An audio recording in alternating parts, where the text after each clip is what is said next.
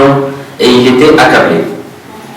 Le verset 84 de la sourate 12 du Saint-Coran que je viens de vous réciter parle de l'expression du chagrin du prophète Yaqub.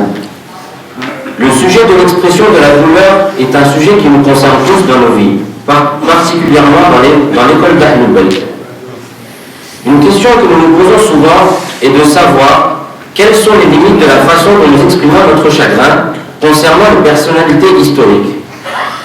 En effet, beaucoup de personnes se demandent si nous devons respecter certaines limites quand nous exprimons notre chagrin par rapport à l'histoire d'Imam Hussein alayhi salam par exemple. Parmi les différentes façons d'exprimer notre chagrin, lesquelles sont originellement religieuses et lesquelles sont purement culturelles.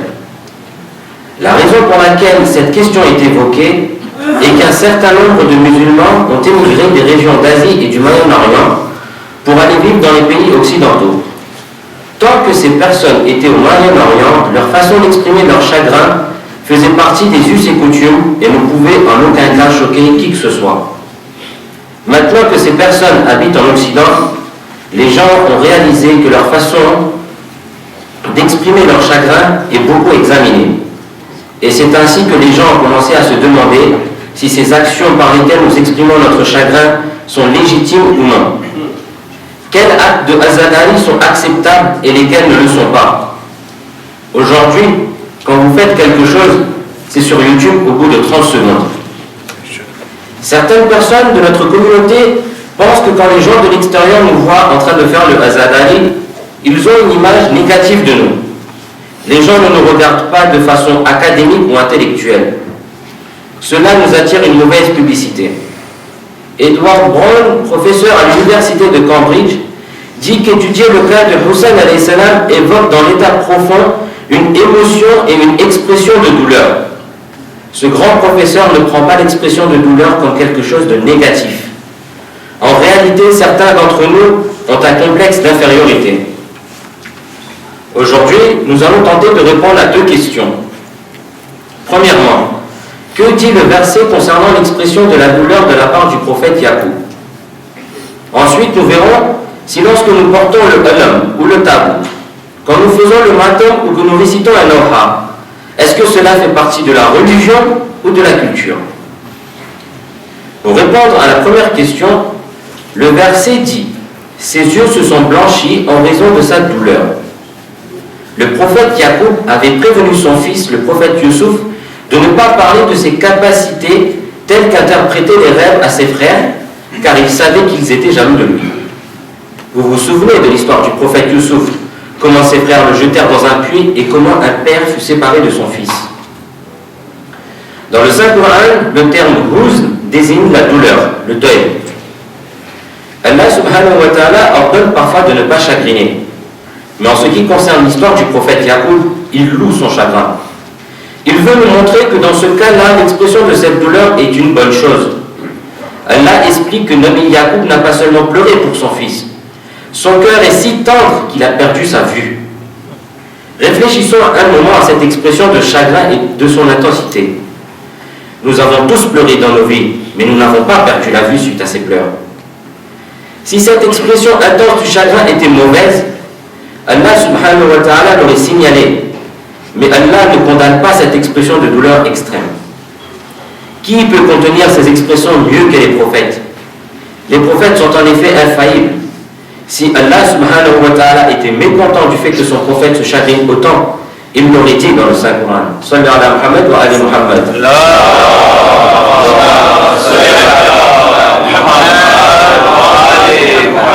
Pour répondre à la deuxième question, quand nous récitons le Majalis, c'est une forme de azadali. Mais est-ce religieux ou culturel? Eh bien, c'est religieux.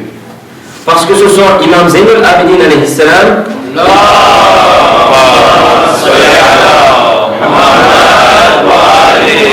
et Sayyida Zainab alayhi salam qui ont commencé le Majalis après l'événement de Karbala.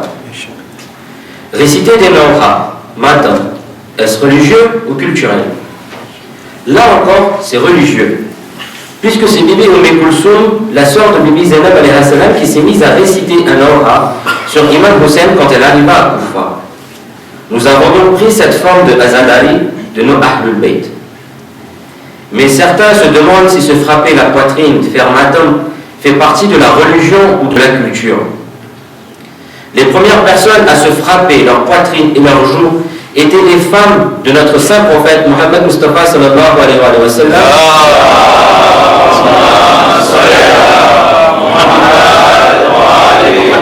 Au moment de son décès. Il y a un hadith qui raconte que lorsque notre saint prophète est décédé, ces femmes se sont mises à se frapper et à se donner des gifles. Et c'était considéré comme une sunna. Les gens faisaient cela en honneur au saint prophète. Puis Bibi Zainab alayhi salam le continua à 3 reprises. La première fois qu'elle s'est frappée la poitrine est la nuit de Ashura. Lorsqu'elle vit que les ennemis étaient sur le point d'attaquer, elle parla à son frère qui lui dit « J'ai vu un rêve et je sais que ce sera la fin pour moi demain. » En entendant cela, elle commença à se frapper. La seconde fois qu'elle l'a fait est quand elle a vu son frère Hussein partir sur le champ de bataille. Elle lui dit « Attendez, attendez, ô fils de Zahra. » Et la troisième fois où elle s'est frappée la poitrine est quand elle a vu le corps d'Imam Hussein étendu sur le sol de Karbala. Vous savez que dans le Saint-Coran, quand Sarah, l'épouse du prophète Ibrahim, sut qu'elle va donner naissance à un âge avancé, elle se frappa et dit « Moi, une femme âgée ?» Allah subhanahu wa ta'ala n'a pas condamné le fait qu'elle se soit frappée, tout comme il n'a pas condamné un tel acte de la part de Bibi Zainab alayhi salam. Quant au halom et au tissu qui se trouve dessus et que beaucoup de gens embrassent, certaines personnes se posent des questions à ce propos. Quand le prophète Yacoub devint aveugle, le prophète Youssouf donna sa chemise et recommanda à ses frères de la passer sur les yeux de son père pour qu'il retrouve sa vue. Pourquoi fit-il cela? Pour nous montrer que le tissu qui a été en contact avec une haute personnalité a une telle énergie qu'il en tourne. De la même manière que la Sainte Kaaba est un symbole de l'adoration d'Allah subhanahu wa ta'ala, le halom est un symbole de Hazrat Abbas à Karbala.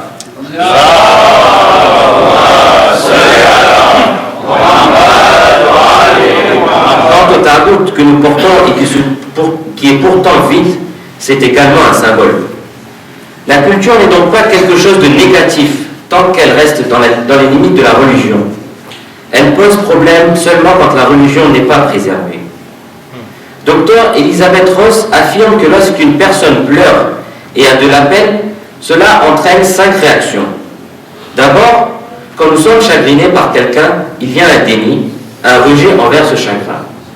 Ensuite, il y a un sens de colère sur ce chagrin. Puis, il y a un sens de concession envers ce chagrin. Ensuite, il y a un sens d'acceptation de ce chagrin. Et enfin, nous organisons notre vie autour de ce chagrin.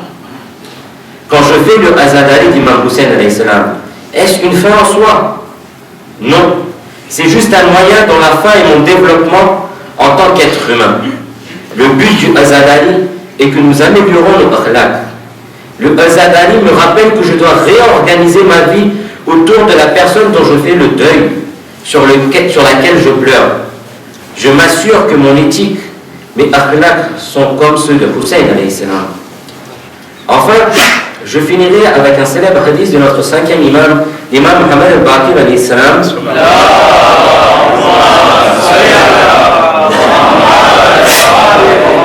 qui dit « Celui qui verse une larme, même de la taille d'une aile de mouche, sur ce qui est arrivé à l'imam Hussein, Dieu lui pardonne ses péchés, même s'ils étaient de la grandeur de l'écume de la mer. » هذا والحمد لله رب العالمين صلى على محمد وآل محمد